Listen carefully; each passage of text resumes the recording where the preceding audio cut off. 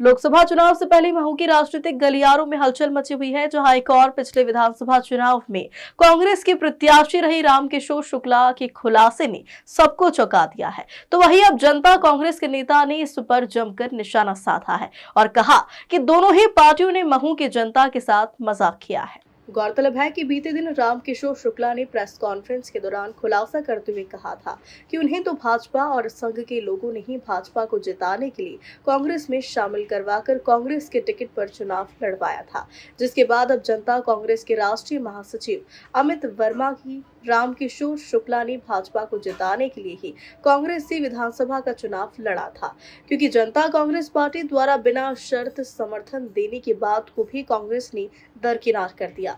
इससे स्पष्ट है कि कांग्रेस ने स्पष्ट तौर पर भाजपा को विधानसभा चुनावों में वॉक ओवर दिया है और स्पष्ट तौर पर कहा जा सकता है कि विधानसभा चुनावों में निर्दलीय प्रत्याशी रहे अंतर सिंह दरबार और कांग्रेस से प्रत्याशी रहे रामकिशोर शुक्ला दोनों ही आज भाजपा का दामन थामकर राजनीतिक सिरमौर बनने के लिए तैयार है। चाहे भाजपा हो या कांग्रेस, दोनों ही ने महू की जनता के साथ मजाक किया है। अमित जी, जनता कांग्रेस के उम्मीदवार पूरे भारतवर्ष में अपने अपने उम्मीद उतार रही है। धार मऊ लोकसभा से आपके उम्मीदवार कौन है और उनकी क्या प्रतिक्रिया रही? धार मऊ लोकसभा से अब की बार हमारी उम्मीदवार हैं युवा नेत्री टीना नीनामा जी। ये धार की रहने वाली हैं, समाज सेवा कार्यों में संलग्न रहती हैं। उन्हें पार्टी ने अब की बार टिकट दिया है। पार्टी आप इतने सक्रिय रहे हैं, अब राष्ट्रीय महासचिव हैं, मऊ से बिलीव करते हैं। मऊ विधानसभा में अभी पिछले 2023 के विधानसभा चुनाव से लेकर अभी खूब उथल-पुथल चल रही है। कोई कांग्रेस छोड़ के बीजेपी में जा रहा है, बीजेपी छोड़ के कांग्रेस में आ रहा है और कांग्रेस प्रत्याशी निर्दलीय चुनाव लड़ रहे हैं। भाजपा के एक वरिष्ठ नेता रामकिशोर शुक्ला जो कि 2023 में विधानसभा चुनाव लड़े, जिनकी जमानत जब्त हो गई, इसको लेकर आपका क्या कहना है?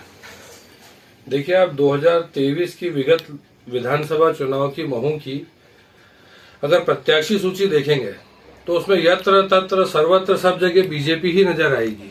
ऊपर से लेकर नीचे तक लगभग सारे प्रत्याशी हमारे प्रत्याशी को छोड़कर या तो पहले बीजेपी में रह चुके हैं या बीजेपी में चले गए।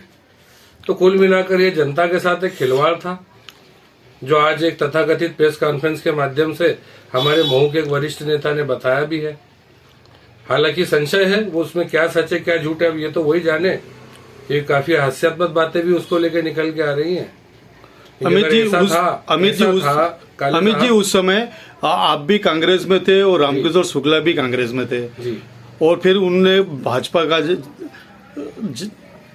का दामन थाम लिया और भाजपा का दामन छोड़कर कांग्रेस से चुनाव लड़ा। नहीं, शुक्ला जी काफी अच्छे नेता है और कद्दावर नेता है, लेकिन पिछला 2018 का जो 2023 का जो उन्होंने चुनाव लड़ा है वो चुनाव की तरह नहीं लड़ा, मजाक करा था उन्होंने। महू की जनता के साथ एक मजाक था, कांग्रेस पार्टी के साथ एक मजाक था जो उन्होंने करा, जिसके लिए मैंने यहाँ के उनके प्रभारी राजू खेड़ी जी, सुंदर पटेल जी, यदुनंदन पाटीदार जी, है ना, इवन पवन तिवारी जी, जितने भी उनके साथी लोग रहे हैं सभी को लगभग मेरे फोन गए थे और सभी को मैंने बोला था कि भाई ये जनता कांग्रेस बहुत बुरी तरह से हारेगी, हम निःशुल्क सहयोग बिना किसी उसके सहयोग देने को तैयार है। लेकिन उसके बाद भी इन्होंने हमारा सहयोग नहीं लिया, किसी और का भी सहयोग नहीं लिया, तो उससे स्पष्ट हो गया था कि ये वॉकओवर देने के लिए लड़ रहे हैं चुनाव। तो क्या उनने भाजपा को जिताने के लिए कांग्रेस का दामन थामा? देखिए, भाजपा का मैं नाम नहीं लूंगा, लेकिन उन्होंने कांग्रेस को हराने के लिए ये चुनाव लड़ा था रामकिशोर शुक्ला जी ने। ये तो मैं अपने निजी तौर पे भी कह सकता हूँ, ये बात तो सत्य है। और कांग्रेस बात दोनों पार्टियों की, तो दोनों पार्टियों का चाल चरित्र चेहरा आज जनता के सामने आ गया है। दोनों पार्टियों ने महू के लिए क्या करा है और महू की जनता के साथ किस तरह का मजाक हुआ है, ये आज जनता देख रही है। पूरी मऊ विधानसभा और मऊ शहर जी आज भी मऊ शहर के लिए नगर पालिका बनाने के लिए प्रयासरत है, लेकिन इसके लिए ना तो भाजपा ने कभी कोई कार्य किया, न कांग्रेस ने किया कार्य किया। आपके द्वारा पिछले कई वर्षों से 7 बार राष्ट्रपति, प्रधानमंत्री, रक्षा मंत्री को पोस्ट कार्ड द्वारा, अन्य मुद्दों के द्वारा नगर पालिका के लिए आंदोलन चलाया है। क्या अब आगामी लोकसभा चुनाव में भी आपका ये मऊ विधानसभा में? हमारा मुद्दा जब तक महू नगर पालिका घोषित ना होता, जब तक हम तो सिंगल एक ही मुद्दे के ऊपर महू की जनता के साथ खड़े हैं और खड़े रहेंगे। अभी भी हमारा यही कहना है। आदरणीय प्रधानमंत्री नरेंद्र मोदी जी ने बहुत अच्छी शुरुआत की है, उसे बिना रोक टोक, बिना किसी दूषित राजनीति के महू के लिए भी जल्द से जल्द क्रियान्वित किया जाए और महू को भी जल्दी से जल्दी नगर पालिका बनाया जाए। जो लोग जीत कर गए हैं आज विधानसभा में और संभवतः जो लोकसभा में जाने वाले हैं, उन्हें इस चीज में प्राथमिकता करनी चाहिए। महू की जनता के साथ उनके नमक का हक अदा करना चाहिए। महू से सुनील काले की रिपोर्ट।